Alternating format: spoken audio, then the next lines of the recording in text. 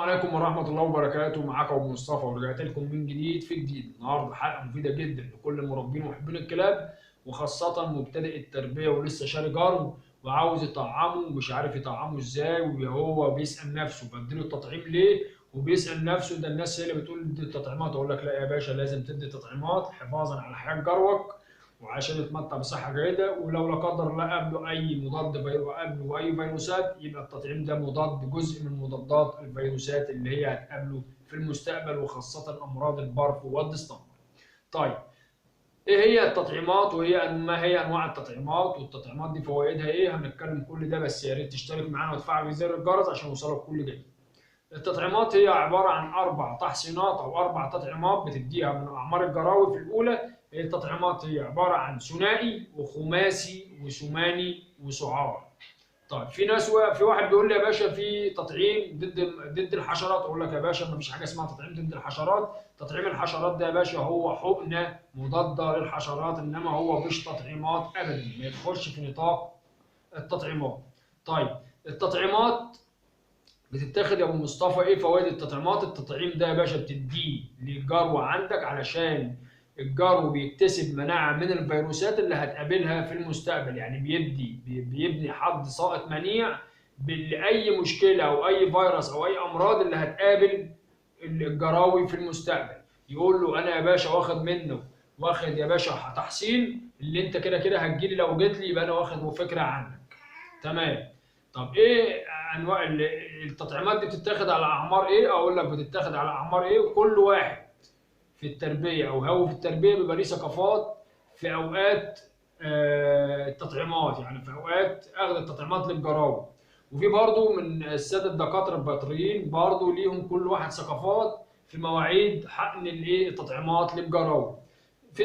في مدارس بتميل اللي هي تبدأ بثنائي ثم خماسي ثم ثماني ثم سعار، وفي مدارس بتميل اللي هي تدي ثماني على طول. طبعا ده أكبر غلط. وفي ناس بتميل اللي هي تدي على طول ثنائي خماسي ثماني زي ما قلت لحضرتك. طب انت يا ابو مصطفى تفضل ايه؟ اقول لك يا باشا على الاصلح اللي انت لازم تتبع عشان تبقى محدش يشتغلك هو القانون بتاع التطعيمات. طبعا بيبدا بالتسلسل اللي هو ثنائي خماسي رباعي، ثنائي خماسي ثماني سعار. طيب، عشان ما حدش يشتغلك وما حدش يلعب بيك، عشان انا هديلك معلومه عن التطعيمات بتتاخد في ايام ايه، وبعد كده هقول لك الافضل ايه تعمله.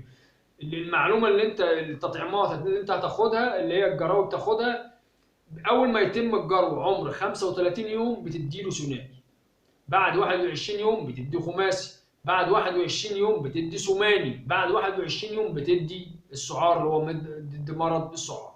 طب يفضل بقى اللي انت تعمل ايه بقى للتطعيمات دي عشان التطعيمات دي تكون شغاله كويس والجرو بتاعك يستفاد بيها، ما يكونش مضره ليه، وكمان فيما بعد تبقى الكلب يتمتع بصحه جيده، ويبقى فيما بعد الجرو بتاعك يستفاد بالتطعيم بتاعه. اللي انت تدي اوتوماتيك تلغي الثنائي، تدي اوتوماتيك الخماسي. تبدا انت كشخص صاحب جرو، انا كابو مصطفى من صاحب قناه فيروس كلاب القاهره بقول لك ابدا بالتطعيم الخماسي من عمر 55 يوم.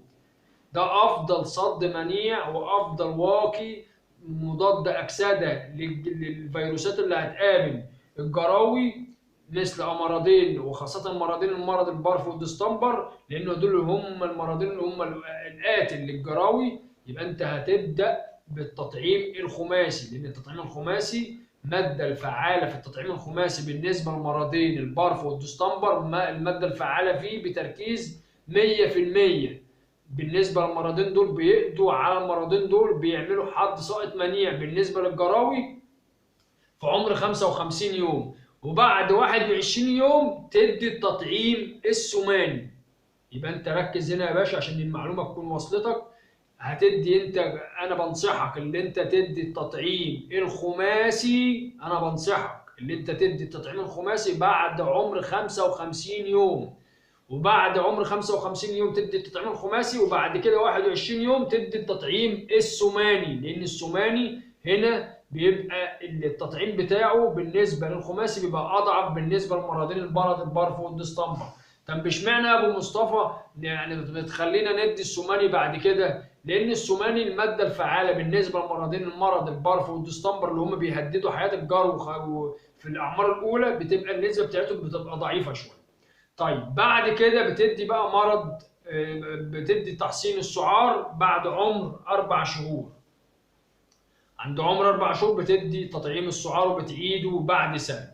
طيب هل يا ابو مصطفى التطعيمات بقى اللي هي الخماسي والسوماني والكلام ده، هل هنديها للجراوي تاني؟ الثنائي والخماسي مش هنديه للكلاب تاني فيما بعد، بل هتدي تطعيم السوماني كل سنه. ازاي؟ كوقايه وحمايه ضد اي امراض في المستقبل للكلب. طيب هنيجي بالنسبه للذكر، هتدي للذكر قبل ما يتجوز، الذكر بتاعك بلغ وخلاص انت مقبل ان انت خلاص هتجوزه، بتديه للكلب بتاعك قبل ما يتجوز اللي هو الذكر قبل ما يتجوز بشهر، بحيث اللي هو يبني حائط صد تاني للذكر قبل الجوازات.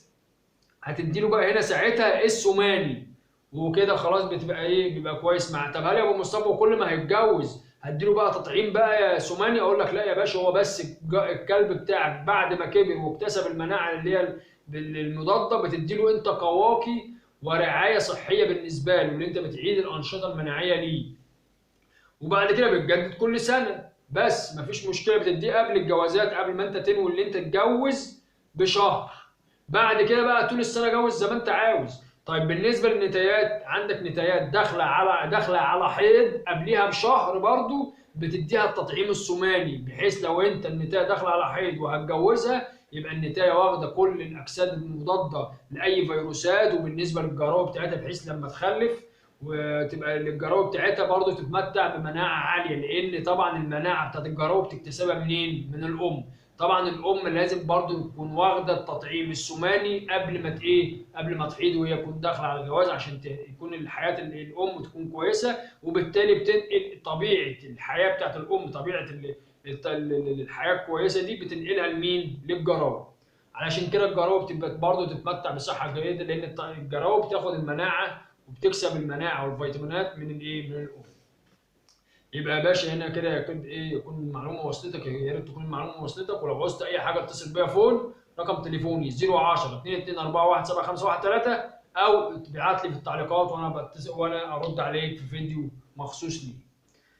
يا ريت تشترك معانا وتفعل زر الجرس عشان يوصلك كل جديد، وتشير كل الفيديو ما دام انت حضرتك استفدت، وما تبخلش علينا بالاشتراك. والسلام عليكم ورحمه الله وبركاته.